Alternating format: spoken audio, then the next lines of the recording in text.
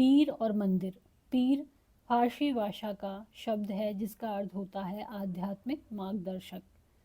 आध्यात्मिक मार्गदर्शक 16वीं शताब्दी से लोगों ने बड़ी संख्या में पश्चिमी बंगाल के कम उपजाऊ क्षेत्रों को छोड़कर दक्षिणी पूर्वी बंगाल के जंगली तथा दलदली इलाकों में प्रवास करना शुरू कर दिया था।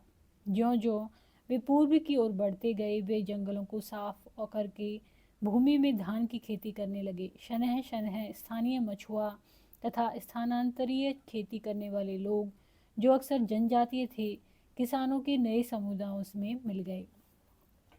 इन्हीं दिनों बंगाल पर मुगलों का नियंत्रण स्थापित हो गया था, जिन्होंने पूर्वी डेल्टा प्रदेश के केंद्रीय भाग में स्थित ढाका नगर में अपनी राजधानी स्थापित की।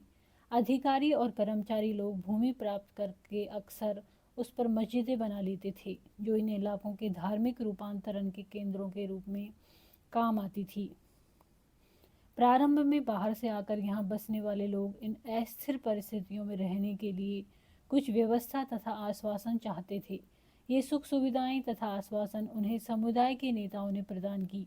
ये नेता शिक्षकों और निर्णायकों की भूमिका भी अदा करते थे। कभी कभी ऐसा समझा जाता था कि इन नेताओं के पास अलौकिक शक्तियां हैं। स्नेह और आदर से लोग इन्हें पीर कहा करते थे। इस पीर श्रेणी में संत या सूफी और अन्य धार्मिक महानुभाव, साहसी उपनिवेशी, दैवत्व प्राप्त सैनिक एवं योद्धा, विभिन्न हिंदू एवं बौद्ध देवी देवता और यहाँ तक कि जीवात्माएं भी शामिल थे। पीरों की पूजा पद्धतियाँ बहुत ही लोकप्रिय हो गई और उनकी मज़ारें बंगाल में सर्वत्र पाई जाती हैं। जीववाद यह मानना है कि पेड़ पौधे, जड़ वस्तुएं और प्राकृतिक घटनाओं में भी जीवात्मा है। बंगाल में 15वीं शताब्दी के बाद वाले वर्षों में मंदिर बनाने का दौर जोरों पर रहा, जो 19वीं शताब्दी में आकर समाप्त हो गया। हमने देखा है कि मंदिर और अन्य धार्मिक भवन अक्सर उन व्यक्तियों या समूहों द्वारा बनाए जाते थे जो शक्तिशाली बन रहे थे। वे इनके माध्यम से अपनी शक्ति तथा भक्ति भाव का प्रदर्शन करना चाहते थे।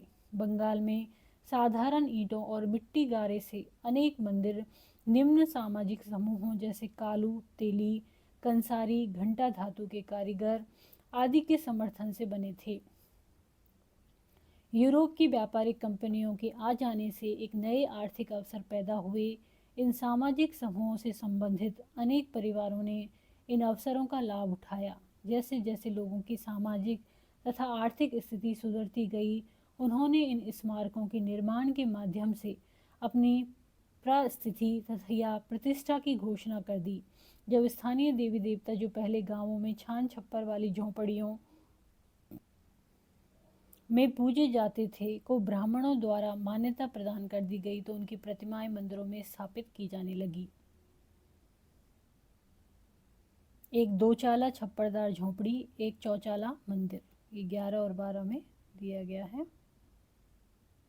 13वें चित्र में दिया हुआ है, गोपियों के साथ कृष्ण श्यामपुर मंदिर से पक्की मिट्टी की एक पटिया, विष्णुपुर। इन मंदिरों की शक्ल या आकृति बंगाल की छप्परदार झोंपड़ियों की तरह 2 चाला, 2 छतों वाली या चौचाला, 4 छतों वाली होती थी। इसके कारण मंदिरों की स्थापत्य कला में विशिष्ट बंगाली शैली का प्रादुर्भाव हुआ। अपेक्षाकृत अधिक जटिल चौचाला यानी 4 छतों वाली ढांचे में 4 त्रिकोणीय छतें 4 दीवारों पर रखी जाती थी, जो ऊपर तिर्यक रेखा या एक बिंदु तक जाती थी। मंदिर आमतौर पर एक वर्गाकार चबूतरे पर बनाए जाते थे। उनके भीतरी भाग में कोई सजावट नहीं होती थी, लेकिन अनेक मंदिरों की बाहरी दीवारें चित्रकारियों, सजावटी टाइलों अथवा मिट्टी की पट्टियों से सजी होती थी। कुछ मंदिरों में, विशेष रूप से पश्चिमी बंगाल के बांकुरा जिले में विष्णुपुर के मंदिरों में, ऐसी सजावटें अत्यंत उत्कृष्ट कोटि तक पहुंच चुकी थी।